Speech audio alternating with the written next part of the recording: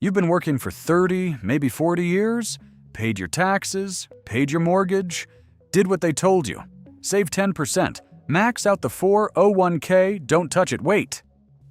And somewhere along the way, you noticed something you don't say out loud. The people who never followed those rules, they're the ones who got rich. Not all of them inherited it. Not all of them got lucky. Some of them just used money differently than you were ever taught to. Same dollar, same economy, same 24 hours in a day. Different result. Tonight I want to sit with you and look at why. Not to make you angry. Though you might get a little angry. Not to sell you anything. Just to finally say the quiet part out loud. Because somewhere between your first paycheck and today, somebody convinced you that a house is an investment, that debt is dangerous, and that working hard is the whole plan. The rich never believed any of that. Let's talk about what they believe instead.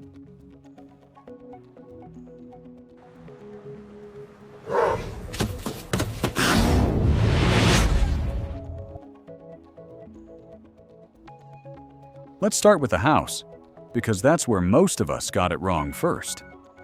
You were told buying a home was the smartest financial decision you'd ever make. Your parents said it. Your banker said it. The whole culture said it. Get out of renting. Build equity. Own something. And on paper, it looks like ownership. It feels like ownership. You've got the keys, the address, the mortgage statement with your name on it. But here's the question. Nobody asked you in your 20s, does that house put money in your pocket every month? Or does it take money out? Every month, the mortgage, the taxes, the insurance, the roof that needs fixing, the water heater that dies at the worst possible time. Money leaves your account. It doesn't come back. That's not an asset working for you. That's a liability you've been told to call an asset. Now think about the rich man down the street. Maybe he owns a house too.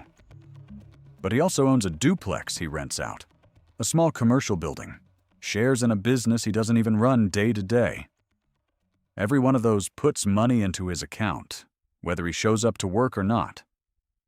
That's the entire difference, right there. An asset feeds you. A liability feeds on you. Nobody sat you down and explained that distinction. Not in school, not at your first job, not even at the bank when you signed for your first mortgage. They just said, buy a house, and let you assume that was the finish line. It's the same story with the car. You financed a brand new vehicle because it felt like proof you'd made it. And the moment you drove it off the lot, it lost value. It will keep losing value every single year you own it. Meanwhile, somewhere across town, a man with real money bought a fleet of work trucks for his business. Same category of purchase, a vehicle. But his generates income through the company that uses it. Yours generates payments. And then there's the one that hurts the most to talk about. Because it's wrapped in love. Your kid's education. You did everything right. You saved for years, maybe took out a loan you're still paying off well into your 50s, so your son or daughter could walk across that stage. Nobody questions that motive. It comes from somewhere real and good. But ask yourself honestly, did anyone ever teach your child what to do with money once they had it? Or did they walk out of 4 years of school with a piece of paper, a pile of debt, and not one single class on how an asset actually works? The wealthy approach education differently too, not because they love their kids more, but because they think one step further down the road. Some build trusts that fund education and leave behind capital that keeps producing. The degree is one piece. The asset base is the other. You were only ever shown the first piece. This is the pattern, over and over, in every category of spending. House, car, education, even vacations and weddings. We were taught to spend on things that drain us slowly, dressed up in language that made them sound like wins. Starter home, building credit, investing in your future. All true-sounding phrases sitting on top of a transaction that, financially speaking, moved money away from you and never sent it back.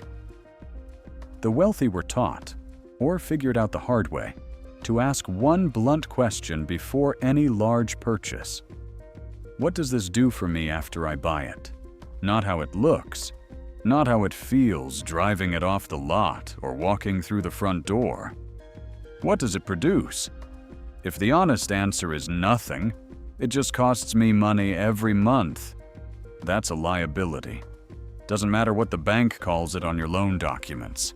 Doesn't matter what your neighbors call it when they compliment your kitchen. And here's the part that should sit with you for a second. This isn't about being smarter than you. The man with the rental property isn't more intelligent than the man with the second mortgage on his primary home. He was just handed a different lens to look through. One lens says, buy what you want and call it progress. The other says, buy what pays you and let what you want come later. Paid for in cash flow you didn't have to work for. You're over 40 now. You've already made some of these purchases. Maybe most of them. I'm not here to tell you that you failed. I'm here to tell you the lens can still change. Starting tonight. Starting with how you look at every dollar from this point forward. Because the next question isn't about what you bought yesterday. It's about something far more uncomfortable. The one financial tool you were taught to fear your whole life. The same tool the wealthiest families in this country have quietly turned into their greatest weapon. Now let's talk about debt. Because this is where the conversation usually gets uncomfortable, and that's exactly why we need to have it. You were raised to fear debt. Maybe you watched a parent struggle under it. Maybe you carried credit card balances through your 30s that kept you up at night, doing math in the dark, wondering how you'd cover both the bill and the groceries that same week. Debt, to you, is the enemy. It's the thing that keeps people poor. And for most people, it is. But here's what nobody told you. Debt isn't one thing. Debt is a tool. And like any tool, it depends entirely on the hand that's holding it. There's debt that buys things which lose value the moment you sign for them. Credit cards for vacations, financing for furniture, loans for a car that depreciates before you've even made the first payment. That kind of debt takes money out of your future to pay for something that's already gone by the time you're done paying for it. That's the debt you were warned about. And the warning was right. But there's another kind of debt. The kind the wealthy don't fear. The kind they actually use on purpose. Picture a man with a stock portfolio worth $2 million. He doesn't need to sell a single share to access cash. Instead, he walks into a bank and takes out what's called a securities-backed line of credit. Essentially, he borrows against the value of what he already owns, using it as collateral. His portfolio keeps growing, untouched, still earning dividends, still compounding. Meanwhile, he's using borrowed money, often at a lower interest rate than you'd get on a personal loan, to buy another property, fund a business, or simply live without ever triggering a taxable event. He's not gambling. He's not reckless. He understood something simple. When you borrow against an asset that's appreciating faster than the interest you're paying, the debt becomes a quiet, controlled advantage, not a trap, a lever. That's the real difference between good debt and bad debt, and it has nothing to do with the size of the loan. It comes down to one question. Does this debt buy something that pays me or something that costs me? A mortgage on a rental property that generates more in rent than it costs in payments. That's good debt, because the tenant is effectively paying down your loan while the property appreciates underneath you. A business loan that lets you buy equipment which produces more revenue than the loan payments. Good debt. A credit line used to pay for a cruise you can't afford in cash. Bad debt, dressed up as a reward you deserve. The average American, somewhere along the way, was only ever shown bad debt. We weren't taught the other kind existed.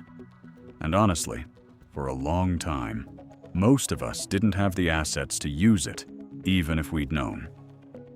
You can't get a securities-backed line of credit if you don't own securities. You can't leverage a rental property if you've never bought one.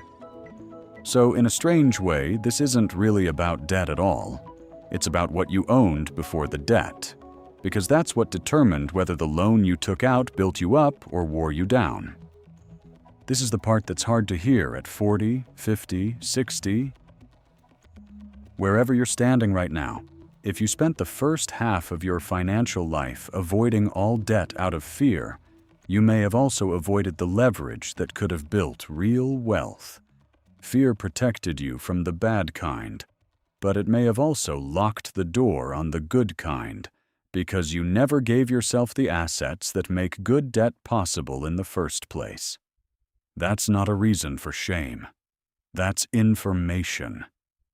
And information, used starting today, still changes where you end up. Because once you understand that debt isn't good or bad on its own, once you understand it only takes on the character of what it's attached to, you start looking at every loan, every line of credit, every low monthly payment offer with a completely different question in your mind. Is this going to feed me or feed off me?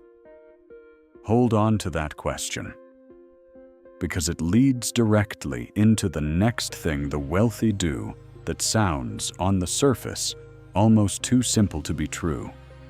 A strategy so quiet, so legal, and so effective that most Americans go their entire lives never even hearing its name. It's called, in plain language people use behind closed doors, buy, borrow, die. 3 words.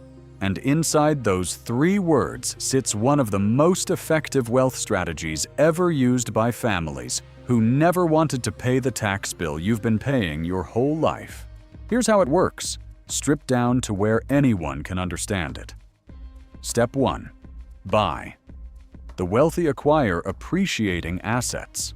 Stocks, real estate, businesses. Nothing exotic. The same categories available to anyone, in theory. The difference is what happens next. Step 2. Borrow. Instead of selling those assets when they need cash, they borrow against them, the same way we just talked about. Selling an asset triggers capital gains tax. The government takes a cut of the profit the moment you cash out. But borrowing against an asset isn't a sale. It's a loan. And loans aren't taxed as income because legally you haven't earned anything. You've just unlocked value you already had without giving up ownership of the thing producing it. So the asset keeps growing. The loan gets used to live on, to invest further, to buy more, and no tax bill ever shows up because no taxable event ever technically occurred. Step 3, and this is the one that makes people go quiet when they first hear it. Die. When the asset owner passes away, in most cases under current law, the assets pass to their heirs with what's called a step-up in basis. In plain terms, the original gain, decades of it sometimes, essentially resets. The heirs can sell the asset and pay tax only on the growth from that point forward, not from the original purchase price decades earlier.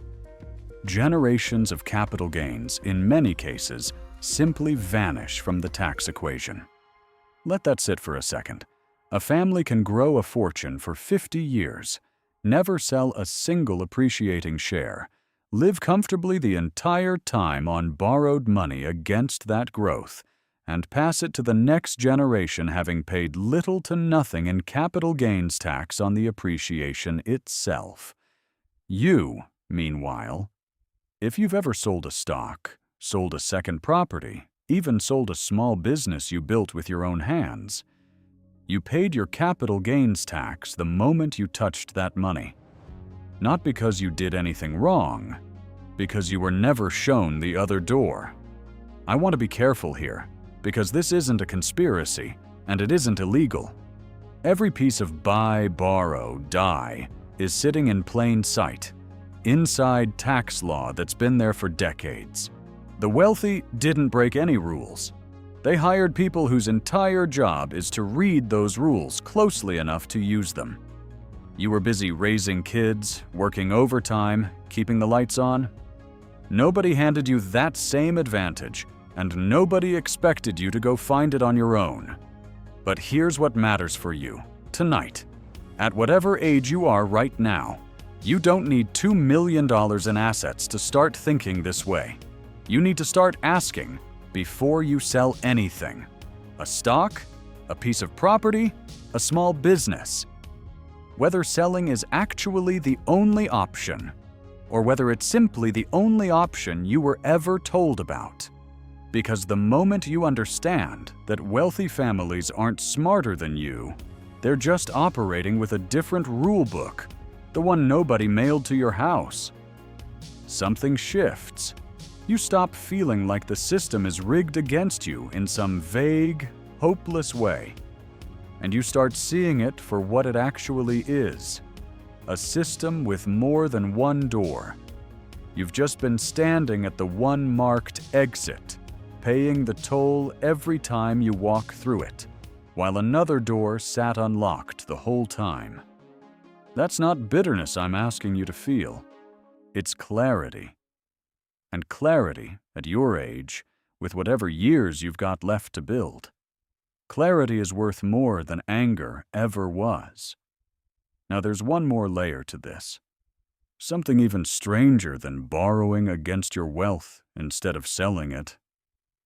It's the part where the richest people in this country, on paper, sometimes look like they barely make any money at all.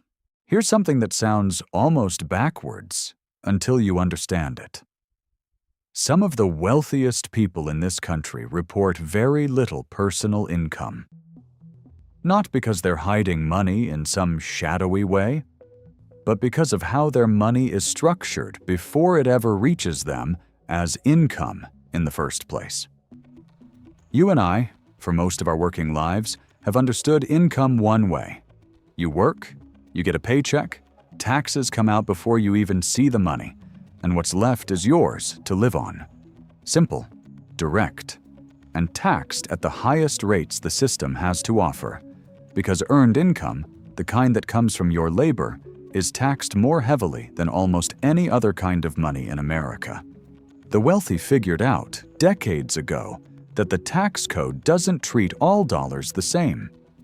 A dollar you earn from a job is taxed differently than a dollar earned from an investment held over a year. A dollar that flows through a properly structured business is taxed differently than a dollar that lands directly in your personal checking account. A dollar held inside a trust for the benefit of children or grandchildren can be taxed differently still.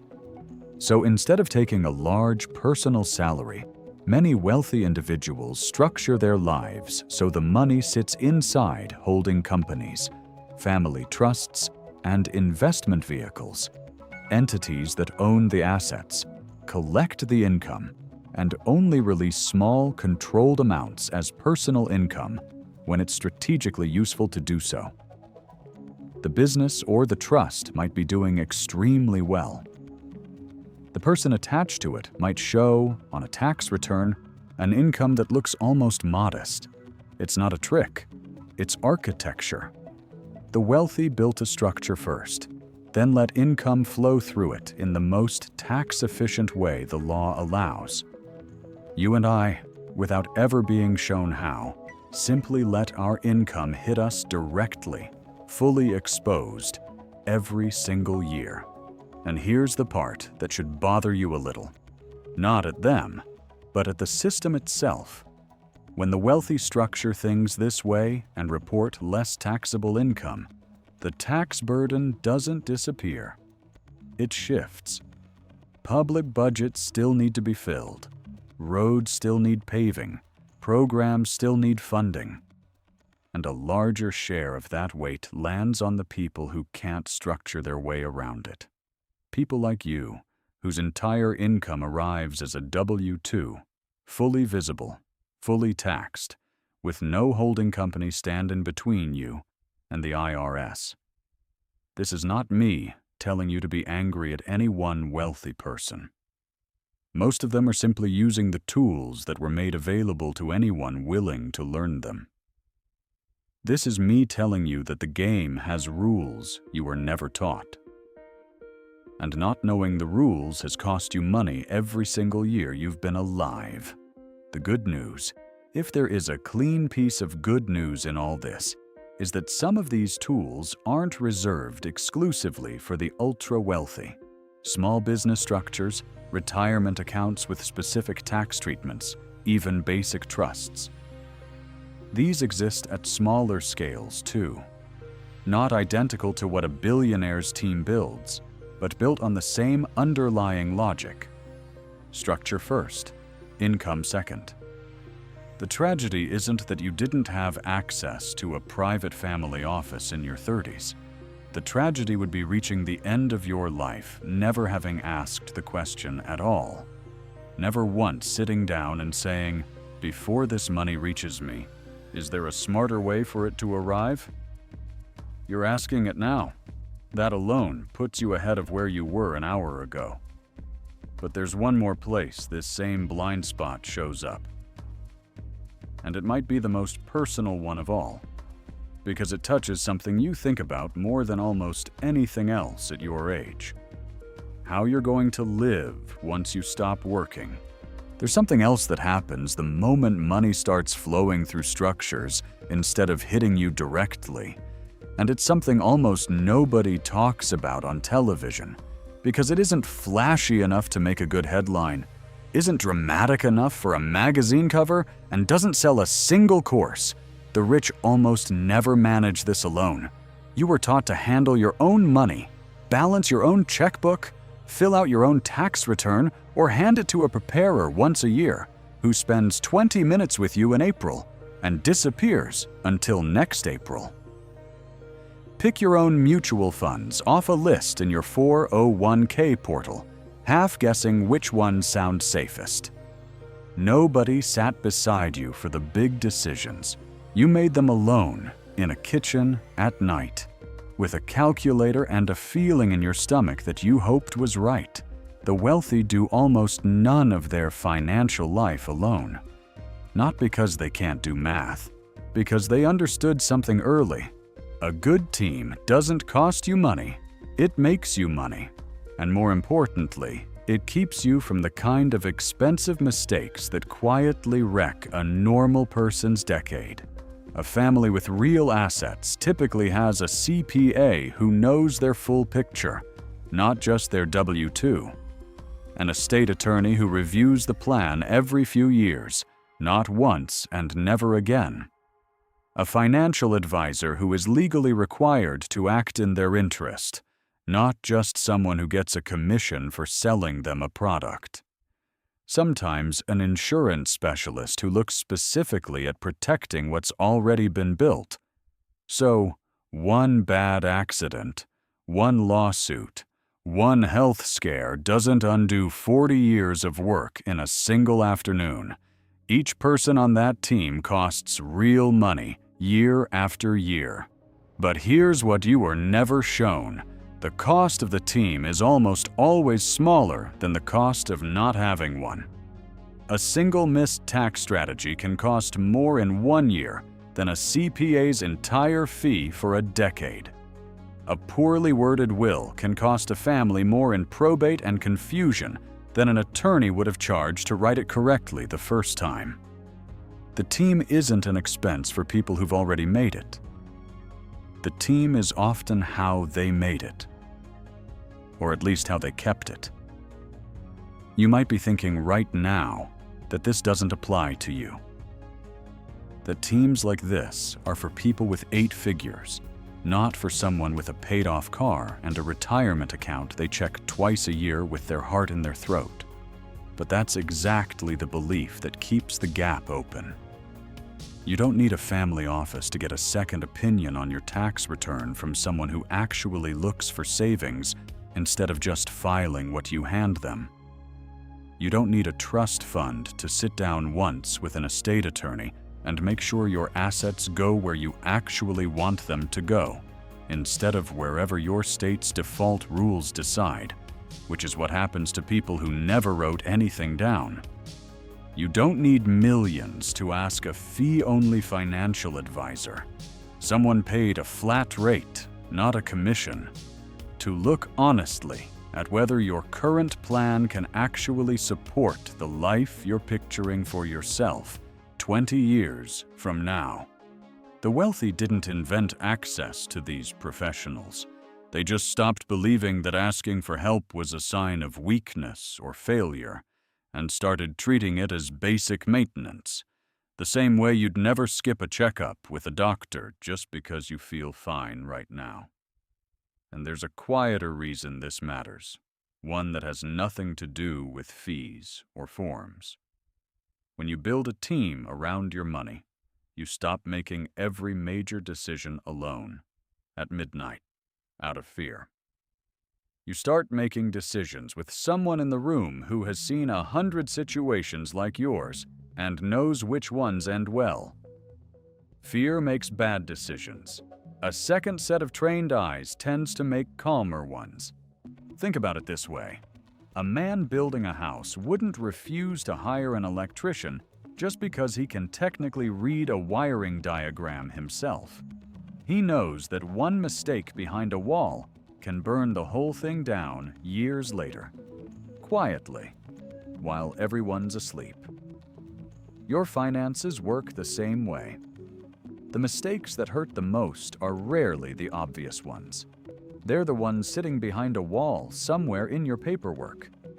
A beneficiary form you filled out at 26 and never updated. A tax deduction you've been missing for a decade because nobody ever looked. A policy that lapsed without you noticing. A good team finds those before they become the story of how everything fell apart. This is the piece that quietly supports everything else we've talked about tonight. The assets that pay you, the debt used as a lever, the income structured before it lands. None of it happens by accident, and very little of it happens alone. Somewhere behind almost every family that broke the cycle, there was at least one person in a room with them, asking the question they hadn't thought to ask themselves. You're over 40. You have time to build that room for yourself. One honest conversation at a time, starting with whoever handles your taxes right now, and the simple, honest question of whether they are genuinely looking for opportunities or just quietly filling out forms. And once that team is in place, or even just starting to form, there's one more decision they'll help you face sooner or later. Maybe the biggest one of all. Not how you build, not how you protect, but how you actually live on what you've built. Once the paychecks stop coming and the only income left is the income you designed for yourself. There's one more thing the team around the wealthy usually handles, a piece most people over 40 have never thought about, because it only becomes clear the day it's too late to fix. Protecting what you've already built. You've spent decades accumulating something. A home, some savings, maybe a small business, a retirement account you check with your heart in your throat. Your entire plan, if you're honest, has been about growing that number. Save more. Invest a little smarter. Watch it climb. Nobody ever asked the uncomfortable question. What happens to all of it the day someone sues you? It sounds dramatic until it isn't. A car accident where you're found even partially at fault. A visitor who slips on your driveway in winter and calls a lawyer instead of just brushing off the snow. A business dispute that turns personal. In this country, a single lawsuit, one that has nothing to do with how careful or honest you've been your whole life, can walk straight through your savings, your home equity, and your retirement account if you haven't built a wall around them first.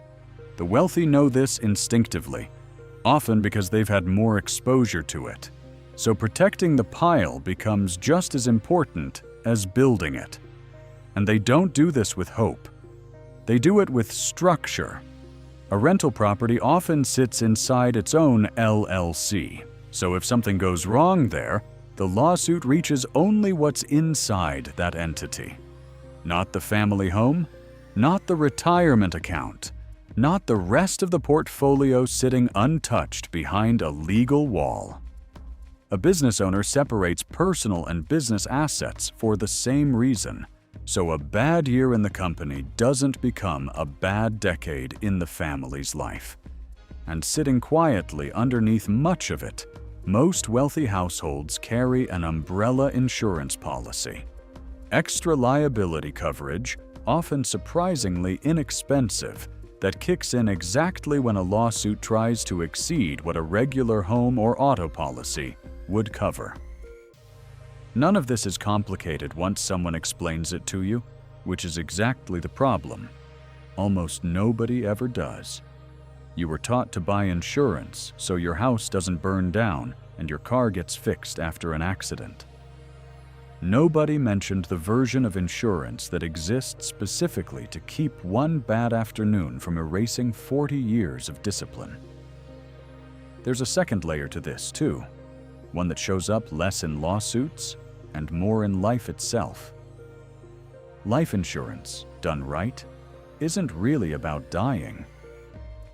For a lot of wealthy families, a properly structured permanent policy becomes something closer to a private reserve of capital, cash value that grows steadily, that can be borrowed against without the paperwork of a bank loan, sitting there quietly as a shock absorber for whatever life throws at the family in a bad year. Nobody brags about it at a dinner party, but it's there, working in the background, exactly when a family needs flexibility. A stock portfolio locked in the market that week can't always give them. This is the part of wealth building that almost never makes it into the conversation, because protection isn't exciting. Nobody makes a video about how they didn't lose their house to a lawsuit. But ask any family that actually built something over decades what mattered most, and somewhere in that answer, quietly, is the fact that they never let one bad event undo what took years to create. Think about two neighbors, both in their 60s, with roughly the same net worth on paper. One has everything titled in his own name, one insurance policy at the state minimum, and a filing cabinet he hasn't opened in years. The other has his rental separated into its own entity, an umbrella policy behind his auto and home coverage, and a beneficiary list he actually reviews every couple of years. On a calm Tuesday, they look identical. But the moment something goes wrong, a car accident, a fall on an icy sidewalk, a lawsuit from a business deal gone sideways, one man is protected by a wall he built years earlier without even thinking about it that day.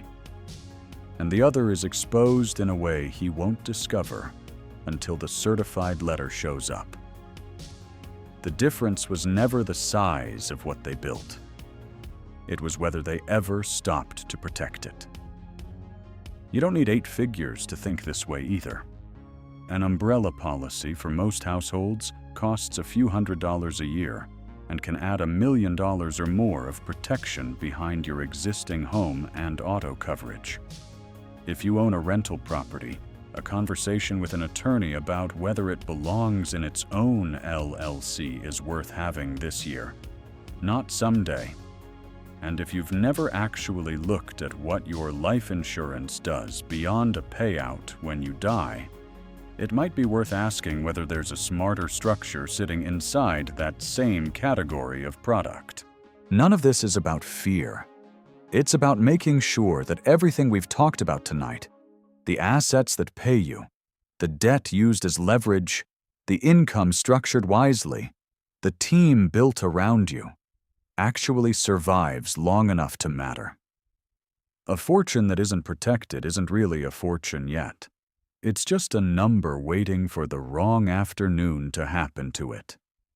And once what you've built is actually protected, there's one final question left standing. The one that decides whether all of this was worth it. Not how much you accumulated, and not how well you shielded it, but how you actually live on it, day to day, once the paychecks finally stop, and the only income left is the income you built for yourself, on purpose. Let's talk about retirement. Because this is where I think the gap between how the rich think and how the rest of us were taught to think becomes the most personal, and honestly, the most painful. You know the formula. You've heard it your whole working life. Save as much as you can. Put it in a 401k, maybe an IRA. Don't touch it. Let it sit for decades. And somewhere around 65, stop working. Start pulling from that number and hope it lasts as long as you do. That's not a plan. That's a finish line with your fingers crossed behind your back. Here's the quiet truth nobody says out loud at the dinner table. Nobody actually knows how long their money needs to last, because nobody knows how long they're going to live. So the entire strategy most Americans over 40 are working with right now is built on a guess. Save a pile, shrink it slowly, hope it outlasts you instead of the other way around. The wealthy don't think in piles. They think in flow. A pile is a number that shrinks every time you take from it. Flow is income that keeps arriving, whether you touch the source or not. A rental property doesn't shrink when you collect the rent. It keeps producing month after month, year after year, sometimes appreciating in value at the same time it's paying you. A dividend-paying portfolio doesn't disappear when the dividend hits your account. The shares are still there, often still growing, still throwing off cash again next quarter. A business that someone else runs, that you simply own a piece of, keeps generating revenue long after you've stopped showing up to work. This is the difference between a man who saved $2 million and is terrified to spend any of it, watching the number drop every year and wondering if he'll outlive it, and a man who built assets that produce, say, $80,000 a year in income, forever, without the underlying asset ever needing to be touched. One man is rationing. The other man is simply living.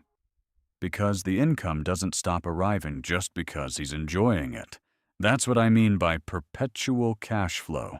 It's not a bigger number, it's a different relationship with the number, one where the asset keeps working long after you've stopped having to. And here's why this matters so much specifically for you, at your age, right now.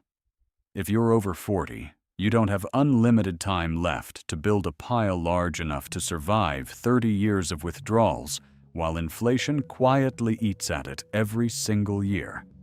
But you may have exactly enough time left to start shifting some of what you've already built, or what you're still building, away from saving and toward producing. That shift doesn't require starting over. It requires asking a different question about every dollar from here forward. Not, how much can I save this year?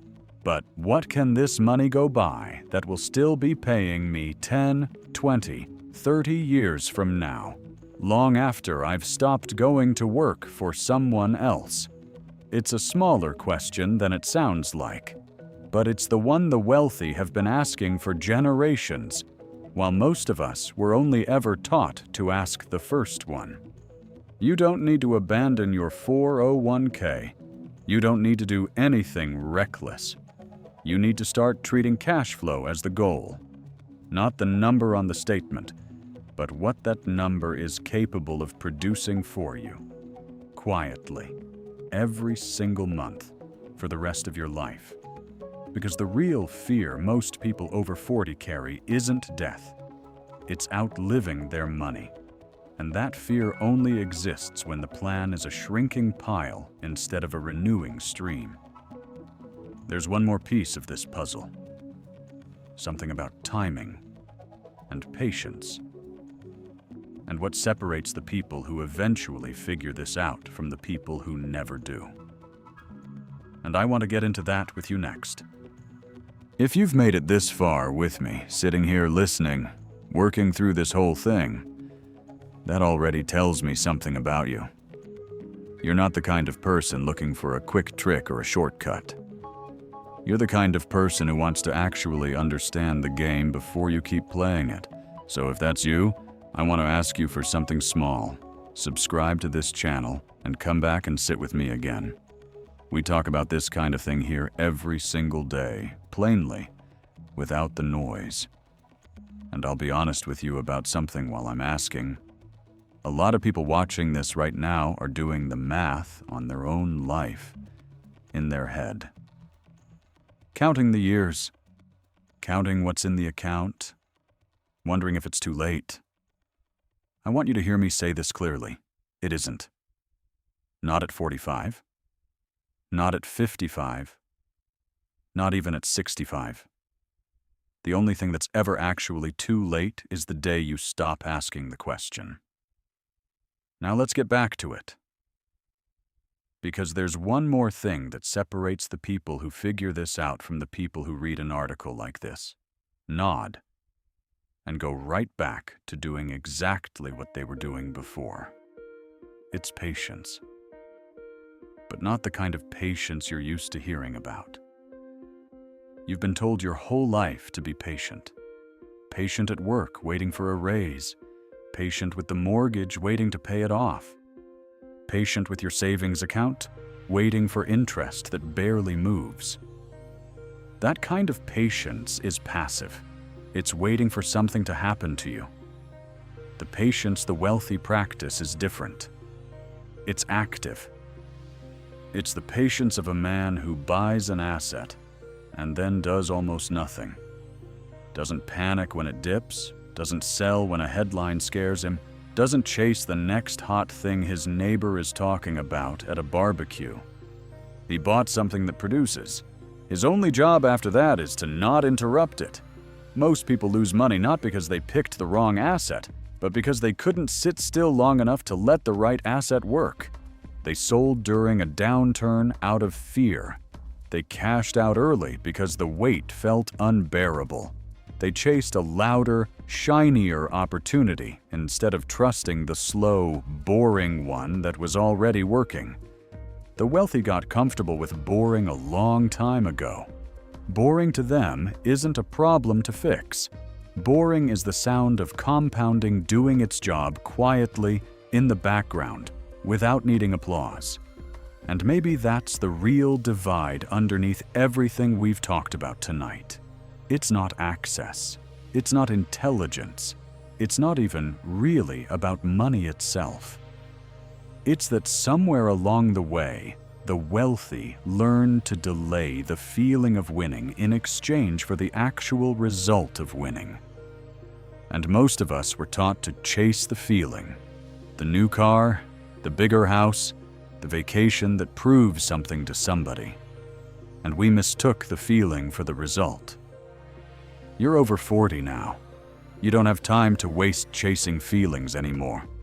But you have exactly enough time left to start chasing results instead.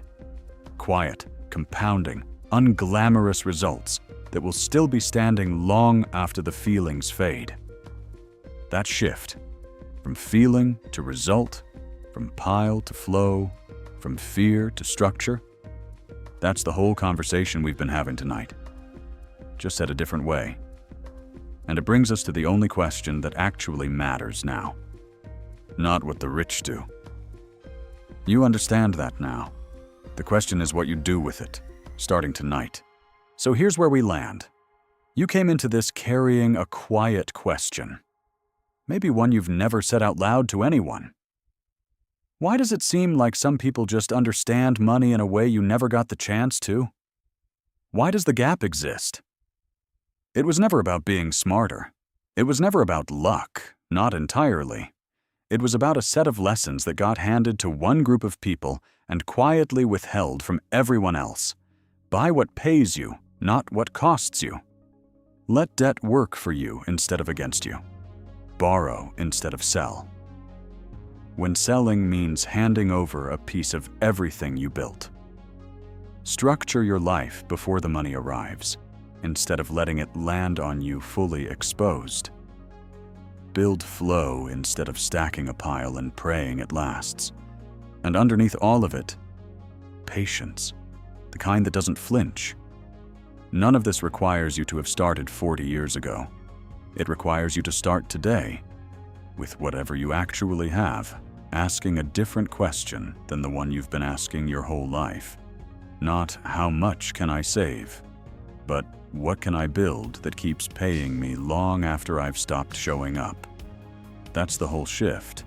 It fits in one sentence. But it'll change the next 20, 30, 40 years of your life. If you let it sit somewhere, it can actually do something. I'm not going to tell you this was inspiring.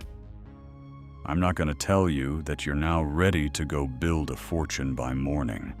I'm going to tell you something quieter than that, and probably more useful. You now know something you didn't know an hour ago, and you can't unknow it. What you do with it is yours. If this sat with you the way I think it did, do one thing for me. Subscribe to the channel and send this to 5 people who need to hear it. Not because I need the numbers, but because somewhere in your life, there's a friend, a brother, a daughter, doing exactly what you used to do, with no idea there was another door. Leave a comment below and be honest in it. Tell me where you actually stand right now, and tell me what you want me to dig into next time we sit down together like this. I'll be here.